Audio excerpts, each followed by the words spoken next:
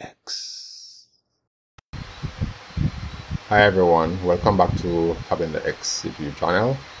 We are going to have a small discussion regarding the concrete beam results. 4 different studies were conducted prior.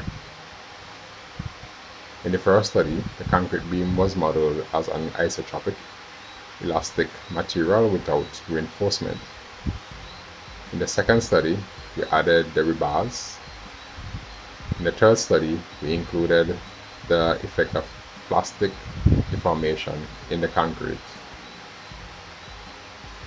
We modeled that using the Ottosen criterion, and in the fourth and final study, we use a damage model according to Mazars theory. As you can see on screen, we have a figure showing the comparison for the vertical displacement of all 4 studies. This shows the deflection along the top surface of the beam due to the external load. So the simulation really shows how force is transferred from the concrete beam to its steel rebars. Now let's move on. So if we go to stress, let's go to a 3D view, and as you can see here, this shows the equivalent stresses in the linear elastic model without reinforcement. Okay, so this is what happens without reinforcement. It's really the von Mises stress in a linear elastic beam. Okay, and remember, as mentioned before, this particular result is for the beam without any reinforcement. Let's move on. So let's expand with rebars. Let's select stress and let's go to a 3D view. Now this shows the stress distribution in the reinforced linear elastic concrete, and if we check here the parameter value, you can actually change them. Okay, so if I go 0.1 and I click plot, you will see the different values at that particular point. Alright, or you can simply come here and you can click and change, and you see the different results. But more importantly, what you can consider is that the stress level in the concrete is lowered significantly when rebars are added, and that's something that we know from studies done ages ago. Let's see what else we have here. So what we have here is actually the axial force in the reinforcement bars, and an extra multiplier was used on the bars in the symmetry plane in order to get the total force. Okay, so this is the results for that, so you can see the reaction of the bars when force has been applied. Okay, so if you expand force in bars, you click on line, you can change the unit to something that you think is best for you, okay, but you leave it in newtons. Let's go down to stress in bars, and this actually shows the axial stress in the steel rebars. You can change the different values, you can go back and forth, and you'll see a change based on our parameter. So let's click on stress. Let's zoom to extents. So here we have the von Mises stress in the concrete beam with Ottosen criterion. Alright, so remember 4 different studies.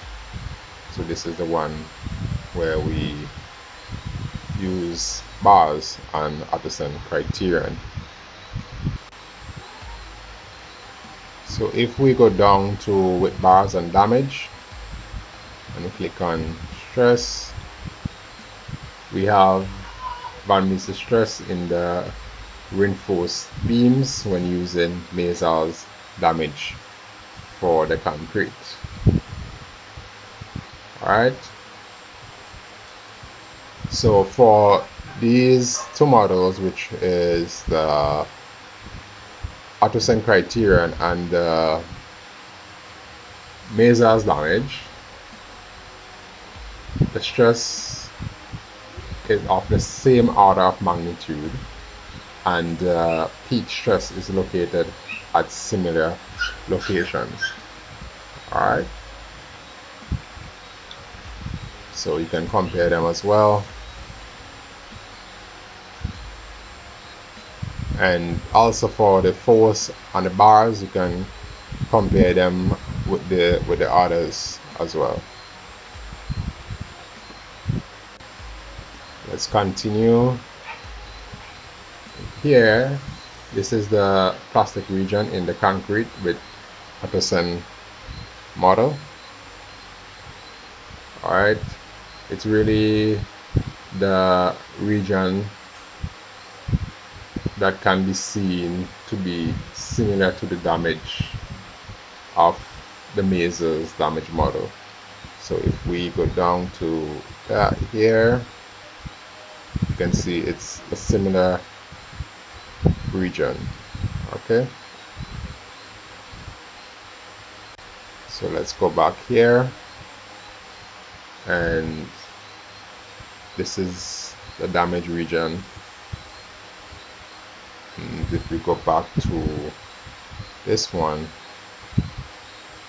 it's kinda, this seems to be stretched out a little bit more compared to the Mazars damage model, yeah, but pretty similar. So let's go down to cracks. So here is actually a visualization of the crack distribution in the Mazars damage model. However, an artifact can be seen in the center of the beam. It is an effect of the symmetry assumption, and that the plot actually is created by mirroring the results from half of the model. Okay, so it's pretty symmetrical. It occurs direct center. So if the model had been analyzed, the crack patterns would be slightly different.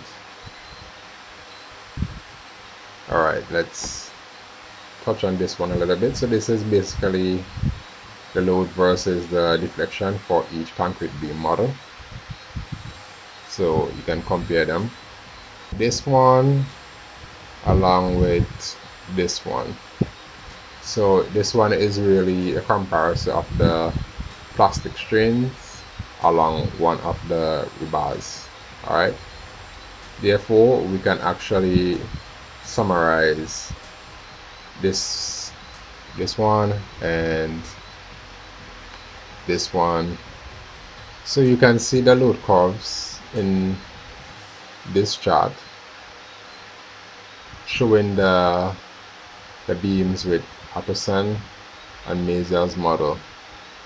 Alright, they pretty much have similar behavior, with damage starting when the load reaches about 20 kilonewtons per square meter.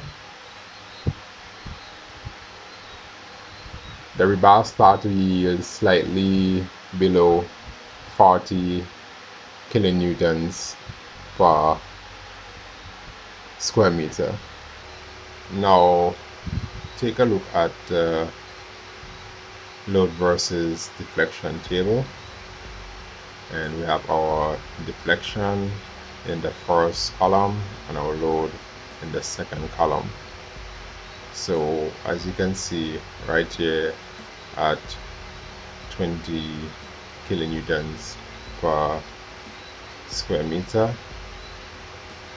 you notice that our deflection changes significantly, and it starts yielding right at this point right here.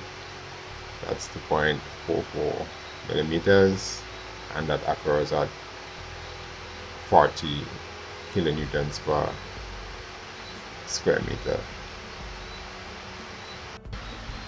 In relation to the plastic strain in the bars, you can see that the plastic strain in the rebars is compared between these models, which is the linear elastic model with bars, Ottosen model with bars, and Mazars model with bars. In the damage model, there is a jump between the solid elements, which are considered as scrap, okay, or possibly not. So you have to take that into consideration. For the case with the pure elastic model for the concrete, the rebars never reach the yield stress. Okay, so that is a summary of the results for the concrete beam example using COMSOL. I hope this helps. Thank you for your time. Thank you for the comments. All the best. Take care. Bye for now. X.